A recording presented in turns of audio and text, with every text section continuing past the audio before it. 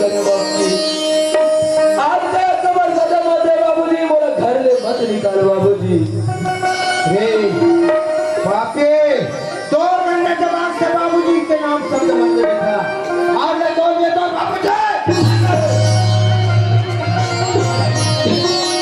बाबूजी एक बार बाबूजी बाबूजी ऐसा शब्द मत बोल बाबूजी, घर में मत निकाल बाबूजी।